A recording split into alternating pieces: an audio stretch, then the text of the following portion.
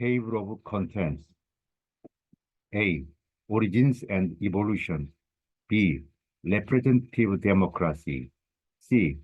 Direct democracy. D. Key principles of democracy. E. Types of democratic systems. F. Global context. G. The history of democracy in South Korea.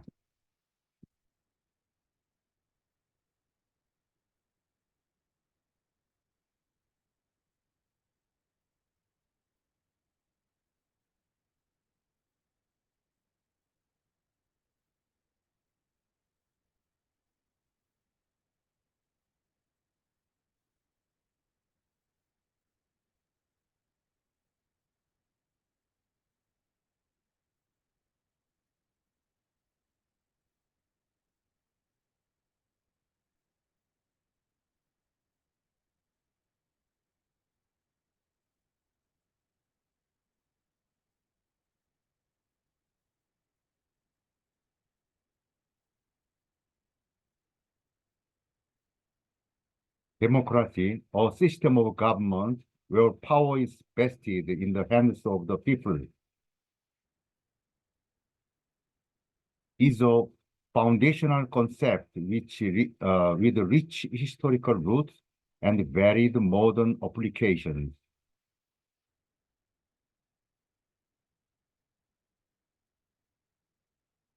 In democracies, citizens have the authority to make decisions about their government.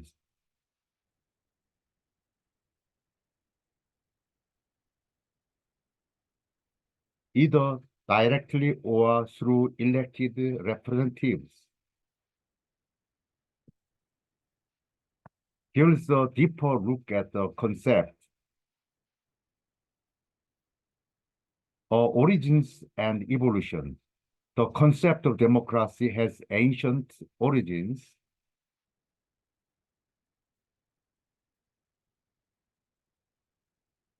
Most notably in ancient Greece, specifically in the city-state of Athens around the 5th century BC.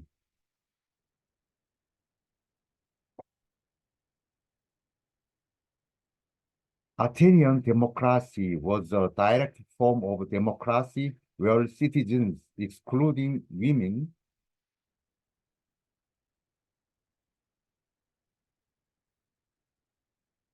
slaves, and non-citizens, participated directly in decision-making.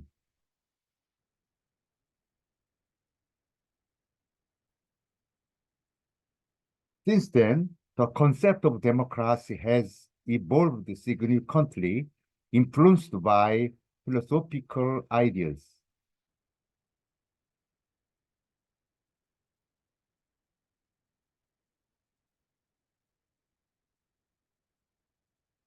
Political movements and historical events.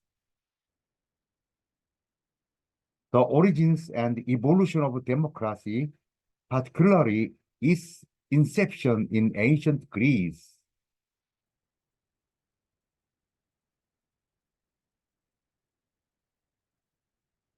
and its transformation over centuries, present a fascinating journey through history.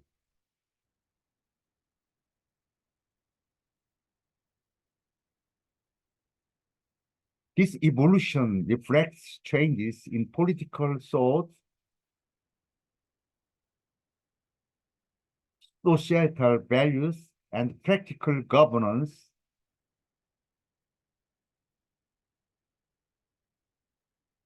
First, ancient Greek democracy. Athenian democracy, 5th century BC, often considered the cradle of democracy. Ancient Athens implemented a system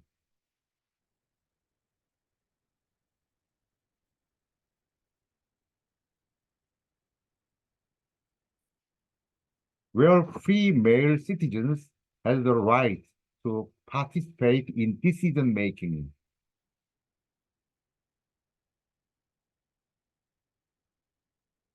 This was a direct form of democracy where citizens met in assemblies to vote on laws and policies. Characteristics, key features include the assembly ecclesia,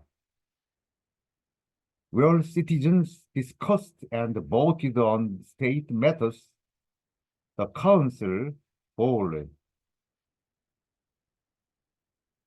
which set the assembly's agenda, and popular courts, where citizens judged legal cases.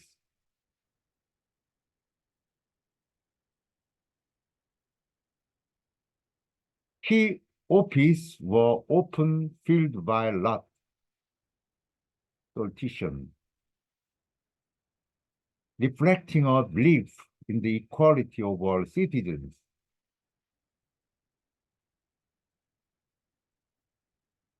Exclusions. This democracy was limited, excluding women, slaves, and metics, non-citizen residents.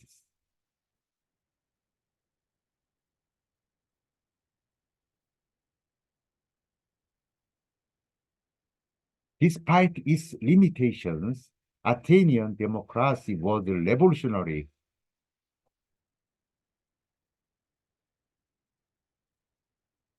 In giving ordinary citizens a direct voice in their government.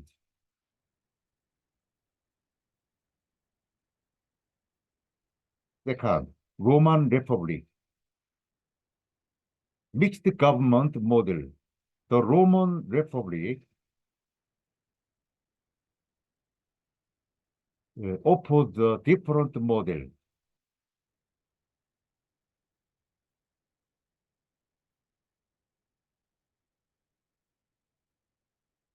While not a democracy in the modern sense, it had democratic elements with popular assemblies and elected officials.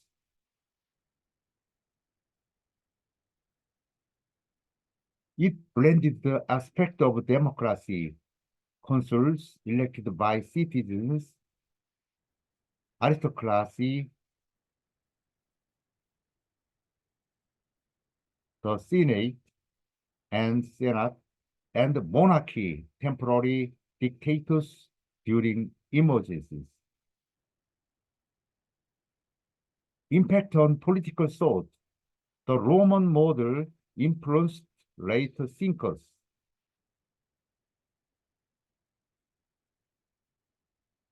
Particularly in its notion of checks and balance and the idea of mixed constitution.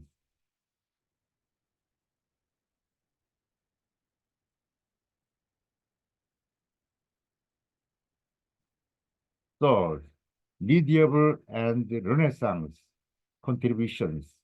Medieval developments in medieval Europe, notions of right and reputation evolved, particularly through the development of parliamentary institutions like the English Parliament. Notions of right.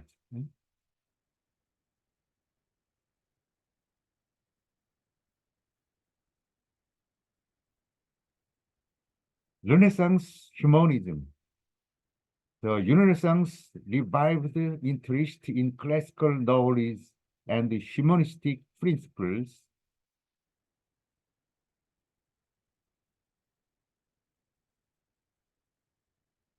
setting the stage of modern political thought. Enlightenment and modern democracy. Enlightenment philosophy, thinkers like John Locke, Montesquieu, and Jean-Jacques Rousseau, which furthered ideas about political equality.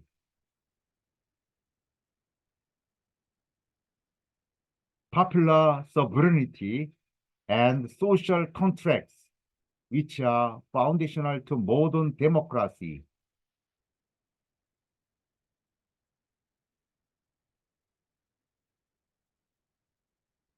American and French revolutions. These revolutions in the late 18th century were pivotal,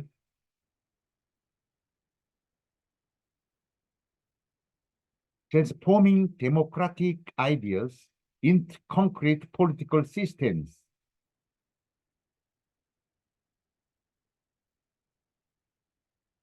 The American Declaration of Independence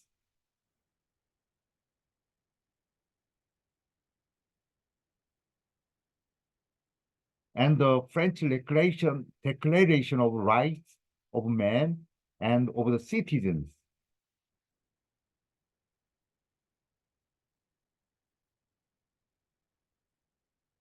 Articulate the principles of equality, rights, and popular sovereignty.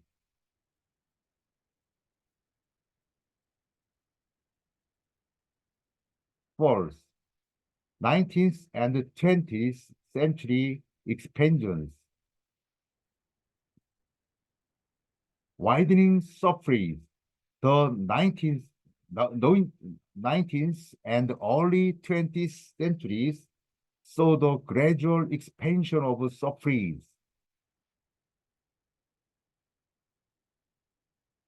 with movements leading to voting rights for working class men, women, and eventually, in many countries, all adult citizens.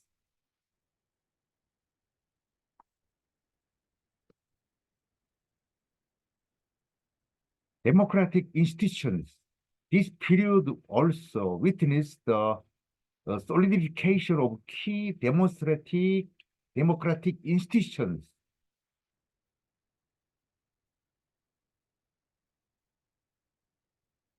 and practice such as regular elections and practices as such as regular elections, political parties, and the rule of law.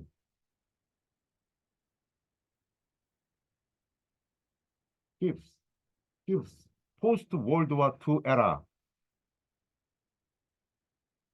spread of democracy. The aftermath of World War II saw a significant spread of democratic governance,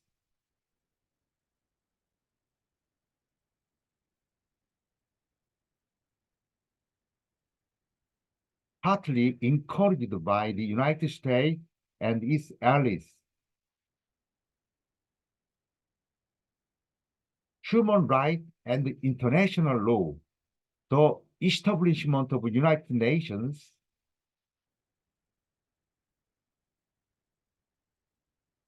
and the Universal Declaration of Human Rights in 1948 signaled the growing international consensus on democratic values and human rights.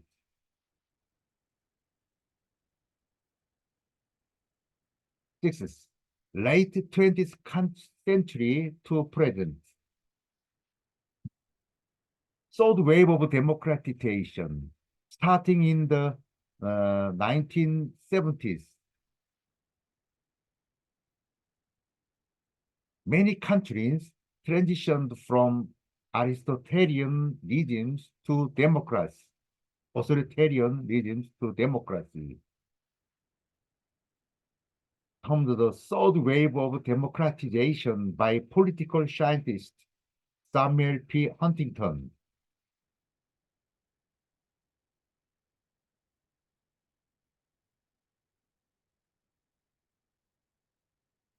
Challenges and adaptations. Today's democracies face challenges like globalization,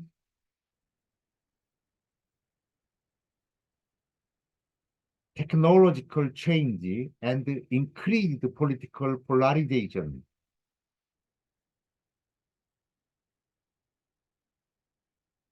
The concept continues to evolve as societies seek to balance traditional democratic principles with emerging needs and realities.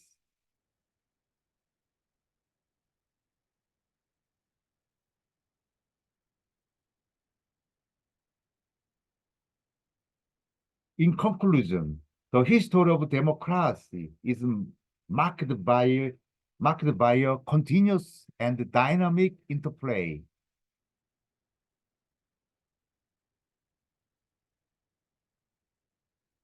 between philosophical ideas, political practice, and societal changes.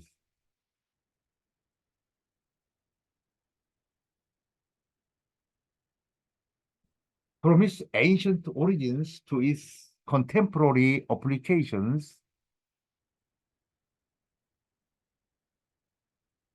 democracy has evolved to include a broader swatch of the population in decision making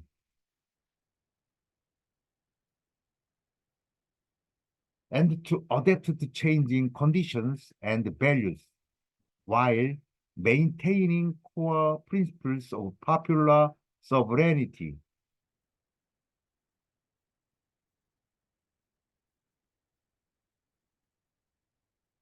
Political equality and the protection of rights.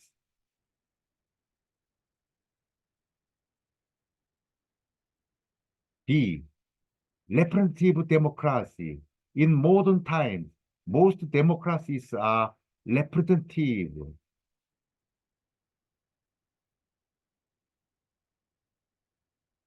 meaning citizens elect representatives who make decisions on their behalf.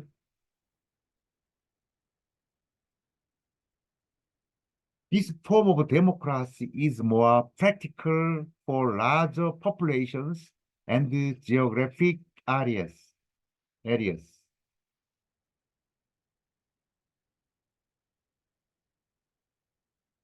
Representative democracies usually have a constitution or a set of laws that guide governance and protect the rights of citizens.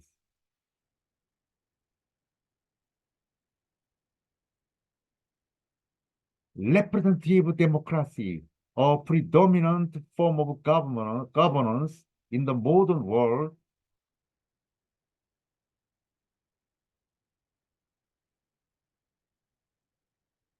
is a system where citizens elect representatives to make decisions on their behalf.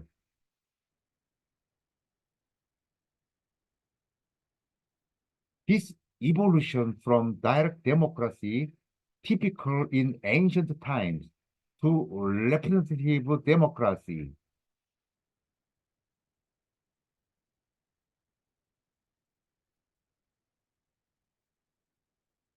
reflects changes in societal structures, population sizes, and the complexity of governance.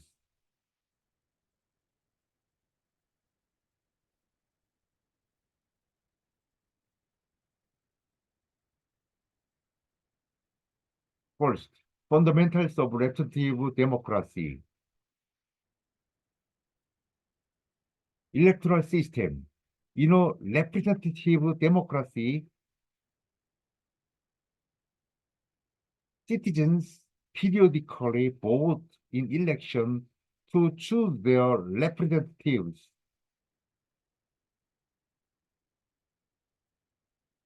These representatives then make policy decisions,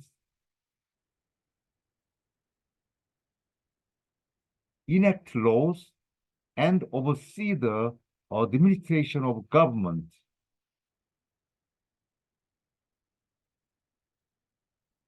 Practically for large nations, with the growth of nation states and increasing population sizes, direct democracy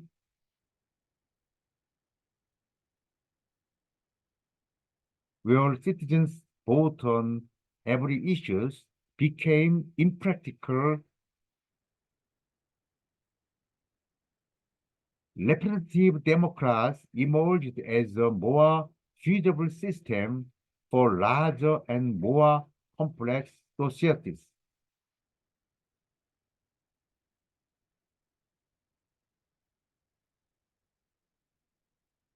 Second, constitutional framework, guiding principles. Most representative democracies operate under a constitution that outlines the system of government.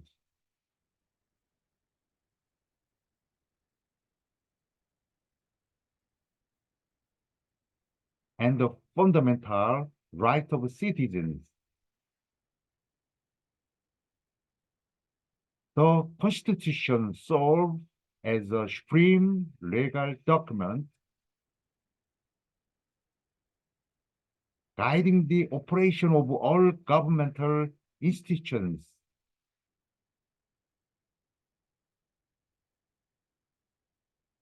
Protection of rights. Constitutions typically enshrine a set of rights and liberties for citizens.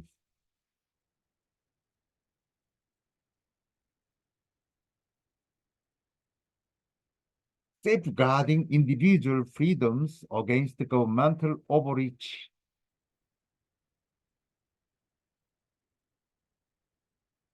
Third, legislative process.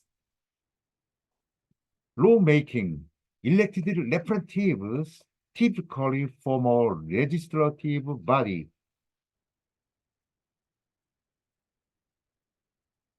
such as Parliament or Congress, responsible for making laws. The process of lawmaking usually involves debate, committee reviews, and voting.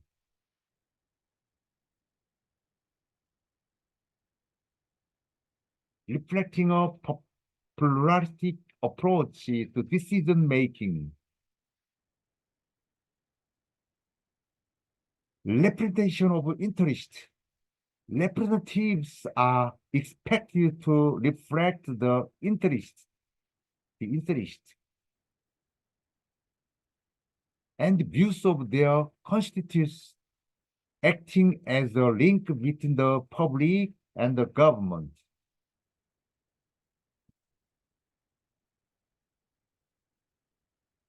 Fourth, executive function. Government administration. In representative democracies, the executive branch, headed by a president, prime minister, or monarch, is responsible for the day-to-day administration of government.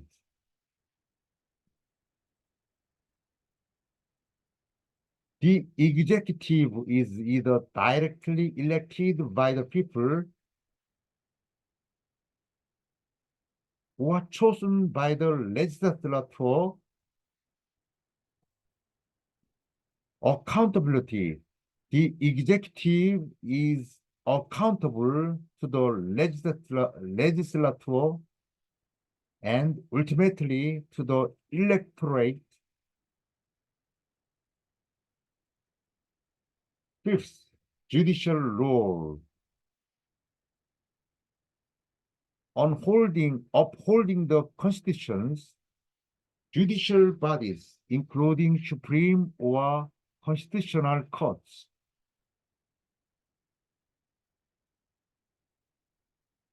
play a critical role in interpreting the Constitution and laws.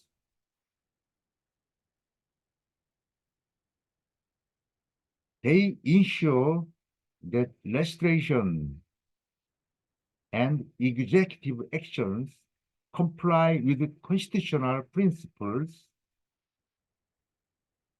and executive actions comply. Protection of rights. Courts also protect the rights of citizens, opening a venue for addressing grievance against the government.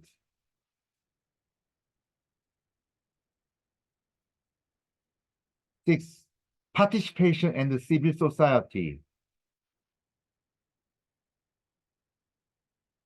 Beyond voting, citizen participation in a representative democracy extends beyond voting.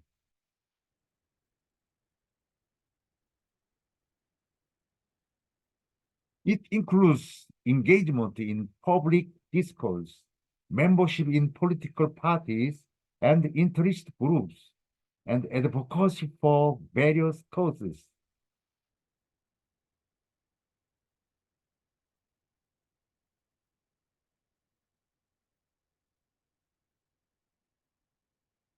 Role of civil society organizations,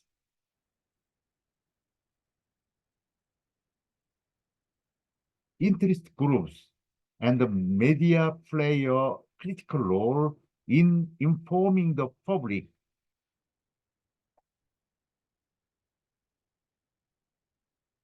advocating for various interests, and holding representatives accountable.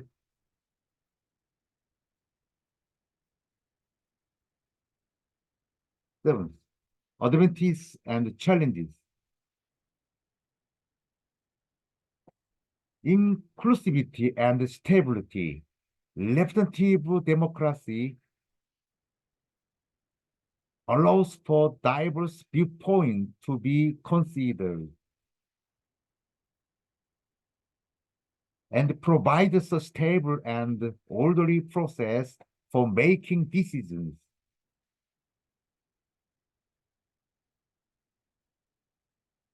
Challenges of representation. One challenge is ensuring that representatives accurately and fairly reflect the views of their constituents. Issues like political offensive, low voter turnout,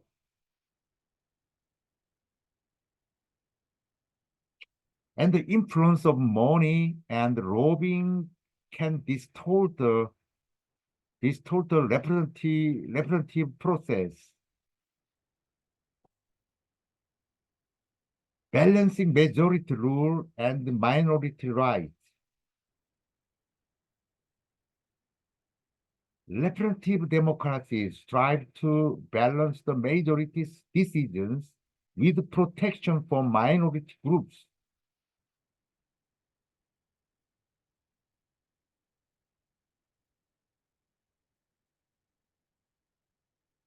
Ensuring that rights of all citizens are respected.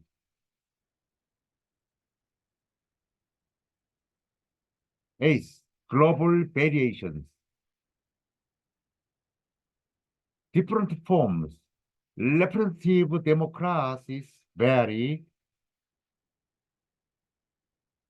widely in their structures and practice. Variations include differences in electoral systems,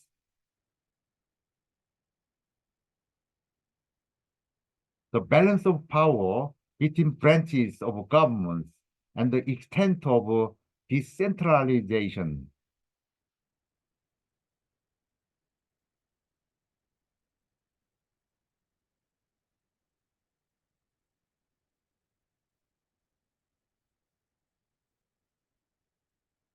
Mm.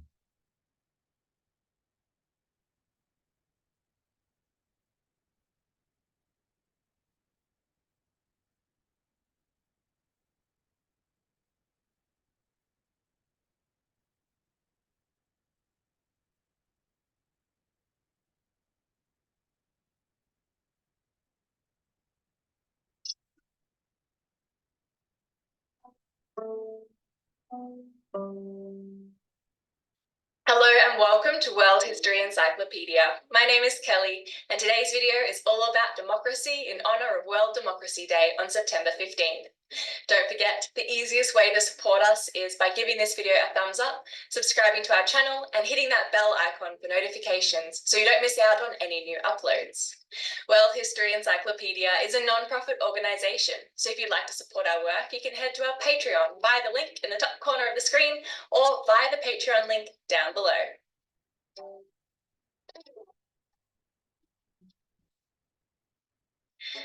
Let's start off with explaining what democracy is in a nutshell, before diving into its Greek and Roman origins. The word democracy comes from the Greek word demokratia, with demos meaning the people and kratos meaning power or rule. So put that together and you essentially get the rule of the people. Today's idea of democracy is a representative democracy, which means the people have the power to choose their representative, whereas the democracy of Athens was a direct democracy, which we will get to very soon. Keep in mind throughout this discussion of democracy and the citizens of Athens and Rome, this only refers to the adult male citizens, so not women, slaves, or foreigners that lived in the region.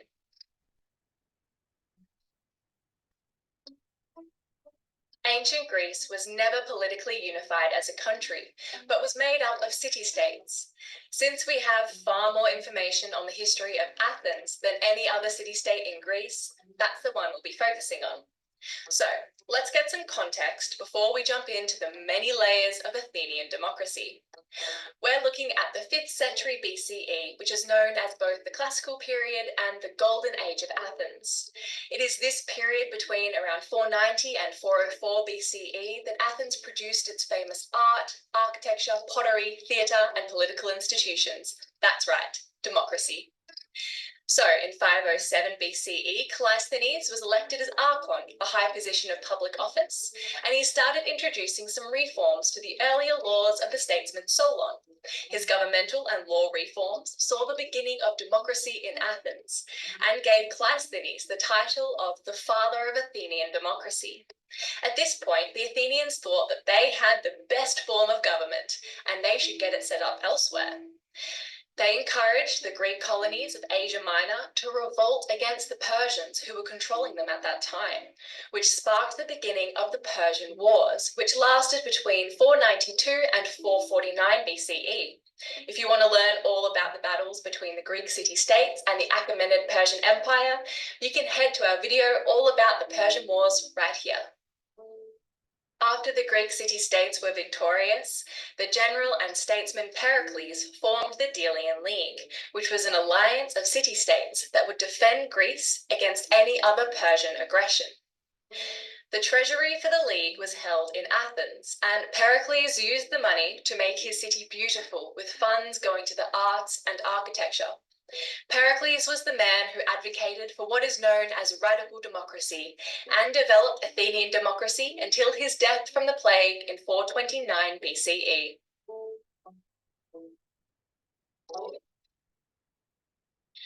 So what did democracy in Athens look like? Well, Callisthenes made some radical changes to the Athenian landscape by changing the 4 tribes of Attica into 10. He changed the traditional king group classification to a new one, where each member of the demos, or citizen body, would belong to one of the 139 local units, or demes. Each deme would belong to one of the 30 tritaes, and each tritus would belong to one of 10 phylae. Membership into a deme was hereditary, and each deme had its own political structure, with a demarch chosen each year by the people to lead them. In Athens, any male citizen could participate in the assembly or ecclesia, which would meet at least once a month on the Pnyx Hill that had a dedicated space for 6,000 citizens to participate. Specific issues discussed in the assembly included deciding on military and financial issues, organizing and maintaining food supplies, initiating legislation and political trials, deciding to send envoys, deciding whether or not to sign treaties, voting to raise or spend funds, and debating military matters. At these assemblies, you could also participate in the ostracism of a citizen, which took place once a year. Everyone would write a name on an ostracon or shirt of pottery and vote one person into exile for 10 years. This person could come back as a citizen and they didn't lose their property during their 10 years away. Aristotle claims that the actual institution of the process was made in around 508 BCE under Cleisthenes in order to prevent tyranny by a single individual. Why else would you want to vote someone out of Athens for 10 years? Well, perhaps someone was suggesting policies that you didn't like, or perhaps they were unliked as a person, as claimed by Plutarch in his Aristides, who says that a fellow member of the assembly wanted to vote out Aristides because he was sick of hearing the politician constantly referred to as the just. Ostracism was also used to exile Themistocles, who was accused of bribery. Cimon was ostracized because he was suspected of being a bit too friendly with Sparta. And Thucydides, not the historian, was a victim of Pericles, who used ostracism as a way to remove his political rival from the arena. Rather than being identified by your father, you're identified by your deme. So, for example, Pericles, son of Xanthippus, would be identified instead as Pericles of the deme Colagos. Any male in a deme automatically became a citizen, and they could participate in the boule, which was a council of 500 men, 50 from each tribe chosen by lot. From the boule, 50 prytanes were elected on a rotation basis for a 1-month service in the prytany, where they would oversee day-to-day operations and were like an executive committee of the boule. How were they chosen by lot? Well, there was a specially designed machine known as a chlorataria, which dispensed colourful tokens, chloroterion, to ensure those selected were chosen randomly, a process magistrates had to go through twice. Choosing people by lot was to ensure that even the most powerful or convincing politicians were unable to influence all parts of political life. Since no one knew who would be selected, it made it difficult for one person or a small group to dominate the political arena. And so, those people randomly chosen, without any vested political interests, could counterbalance those who did. Later, when Pericles became the foremost politician after the death of his mentor Ephialtes in 461 BCE, he ushered in what is known as radical democracy, which is essentially power in the hands of all of the citizens, especially the lowest and largest class. His reforms meant that people who took part in the civic duties of Athens were paid, which allowed the poor to have a voice and not risk losing money. This then meant that the lower class of Athenian citizens, called thetes, could own land and participate as full citizens. As Thucydides says in his funerary oration of Pericles, "We alone regard a man who takes no interest in public affairs, not as a harmless, but as a useless character." Pericles was at the forefront of Athenian democracy until his death, and in 411 BCE, an oligarchy was established in the region and replaced the democratic system.